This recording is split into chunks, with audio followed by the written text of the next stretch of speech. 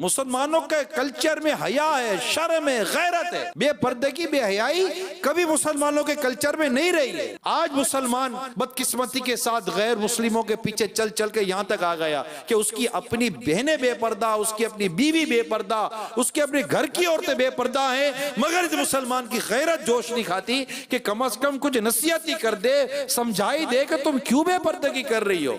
एक वक्त था, एक काजी की अदालत में एक औरत ने मुकदमा दायर किया जिसका शौहर उसको मेहर नहीं दे रहा था। काजी के सामने औरत भी अदालत में, तो औरत ने गवाह पेश किए। तो गवाहों ने कहा कि इसको बोलो कि अपना चेहरा दिखाए तो हम पहचाने कि हम इसी के गवाह थे। तो काजी ने कहा कि अब चेहरा दिखाओ। बात सूरतें होती है चेहरा देखने की। वो औरत जो थी, अब उसके जो हाथ थे ना वो कांप रहे थे ना, कि वो चाहती नहीं थी कि मेरा चेहरा मेरे शौहर के सिवा कोई गैर मर्द देखे। गैरतमंद शौहर वहां से आवाज लगाता है कि काजी साहब, मैं अपनी बीवी का मेहर देने के लिए तैयार हूं, इसको बेपर्दा नहीं होना, इसको बेपर्दा मत करे। मुझे भी गवारा नहीं है कि मेरी बीवी को कोई गैर मर्द देखे। जब उस औरत ने यह देखा कि मेरा शौहर इतना गैरतमंद है कि उसको यही गवारा नहीं कि मेरे चेहरे को कोई गैर मर्द देखे, तो इससे काजी साहब को कहा, काजी साहब मेरा शौहर इतना गैरतमंद है, मैं इससे मेहर लेकर क्या करूंगी। मैंने उसको अपना मेहर माफ कर दिया। ये पहले ऐसा दौर था, शौहर गैरतमंद थे। आज माजरत के साथ बेगैरती है, अपनी बीवी को बेपर्दा घुमाते हैं, समझाते भी नहीं है। आदमी कुदरत पर समझाए, दिल रंजीदा हो, समझाता हो, सब कुछ करता हो, मगर फिर भी अगर खुदा ना खास्ता नहीं होता तो एक अलग केस है। लेकिन पहले तो ये कि मर्द की अक्ल से पर्दा हटेगा तो इसकी औरत पर्दा करेगी ना। और अभी तो हमारे माशरे के अंदर बेपर्दगी को प्रमोट किया जा रहा है, और ये आज से नहीं हो रहा है, कई बरस गुजर गए ये हो रहा है। नतीजा आपके सामने, बेपर्दगी की वजह से आज कवाड़ी लड़कियां माएं बन रही हैं।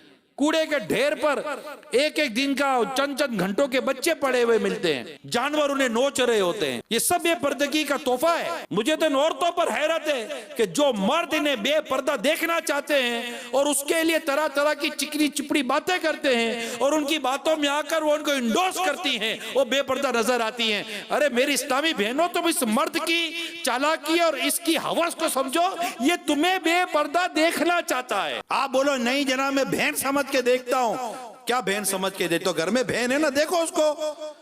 मैं माँ समझ के देखता तो है ना घर में माँ, देखो इसको। घर में माँ को देखने की फुर्सत नहीं है, दूसरों को मेरी माँ समान है, मेरी बहन जैसी है, मेरी माँ जैसी है। ये सारी बहन जैसी माँ जैसी तुमको ऐसे मिलती है? कभी बोला ये मेरे चचा जैसा है, ये मेरा भाई जैसा है, ये मेरे दादा जैसा है, ये मेरे नाना जैसा है?